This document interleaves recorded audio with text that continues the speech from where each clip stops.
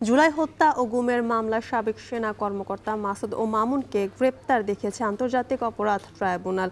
এবং জুলাই হত্যা ও গুমের মামলায় সাবেক সেনা কর্মকর্তা মাসুদ ও মামুনকে গ্রেপ্তার দেখিয়ে এ বিষয়ে আরও বিস্তারিত জানাতে আমাদের সাথে ট্রাইব্যুনাল থেকে যুক্ত হচ্ছেন জাহিদ হোসেন। জাহিদ, সাবেক সেনা কর্মকর্তা মাসুদ ও মামুনের বিরুদ্ধে প্রসিকিউশনের আবেদনের প্রেক্ষিতে আর কি কি আদেশ দিয়েছেন ট্রাইব্যুনাল?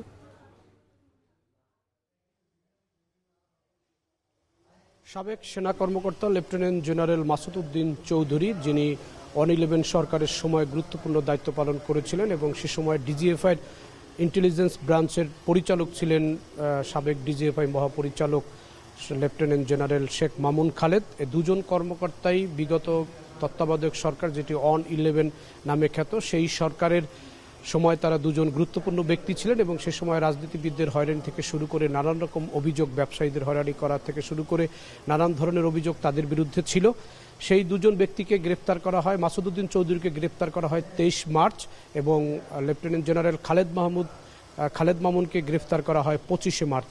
এই দুজন দুটি মামলায় গ্রেফতার রয়েছেন এবং এদেরকে আন্তর্জাতিক অপরাধ ট্রাইব্যুনালে ডিজিএফআই সাবেক মহাপরিচালক, যিনি 2011 সাল থেকে 2013 সাল পর্যন্ত ডিজিএফআই মহাপরিচালকের দায়িত্ব পালন করেছেন, লেফটেন্যান্ট জেনারেল খালেদ মামুন, তাকে গুমের মামলায় গ্রেফতার দেখানো হয়েছে এবং সাবেক লেফটেন্যান্ট জেনারেল মাসুদ উদ্দিন চৌধুরী, তাকে ফেনীর একটি হত্যা মামলা, জুলাই গণঅভ্যুত্থানের সময় যে একজন শিক্ষার্থী হত্যা শিকার হয়েছিল ফেনীতে, সেই মামলায় তাকে গ্রেফতার দেখানো হয়েছে এবং এই দুজন সেনা কর্মকর্তাকেই আগামী 7 এপ্রিল আন্তর্জাতিক অপরাধ ট্রাইব্যুনাল 2-এ হাজির করার নির্দেশ দেওয়া হয়েছে।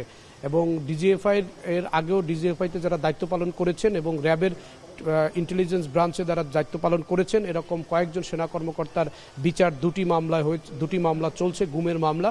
এই প্রথম ডিজিএফআইয়ের কোনো সাবেক মহাপরিচালক গুমের মামলায় গ্রেফতার দেখানো হলো এবং তাদেরকে 7 এপ্রিল ট্রাইব্যুনালে হাজির করা হবে এবং একই সঙ্গে সেনাবাহিনীর ঊর্ধ্বতন লেফটেন্যান্ট জেনারেল পর্যায়ের কোনো কর্মকর্তা মাসুদ উদ্দিন চৌধুরী, যিনি একই সঙ্গে সংসদ সদস্য ছিলেন, 2018 সালে তিনি ফেনী 3 আসন থেকে নির্বাচিত সংসদ সদস্য, তাকেও এই মামলায় তাকেও একটি হত্যা মামলায় গ্রেফতার দেখানো হয়েছে। ইতিমধ্যে তিনি মানব পাচার আইনের একটি মামলায় গ্রেফতার রয়েছেন এবং তিনি রিমান্ডে রয়েছেন, পুলিশের রিমান্ডে রয়েছেন। এবং শেখ খালেদ মামুন, যিনি ডিজিএফআইয়ের মহাপরিচালক ছিলেন, তিনিও একটি হত্যা মামলায়, মিরপুরের দেলোয়ার হোসেন, ব্যবসায়ী দেলোয়ার হোসেন হত্যা মামলায় গ্রেফতার রয়েছেন, তিনিও পুলিশের কাছে রিমান্ডে রয়েছেন। এই দুজন সেনাবাহিনীর সাবেক শীর্ষ দুজন কর্মকর্তাকেই 7 এপ্রিল হাজির করতে বলা হয়েছে এবং এর মধ্য দিয়ে তারা গুমের মামলা এবং হত্যা মামলার বিচারের আওতায় আসা শুরু করেছেন।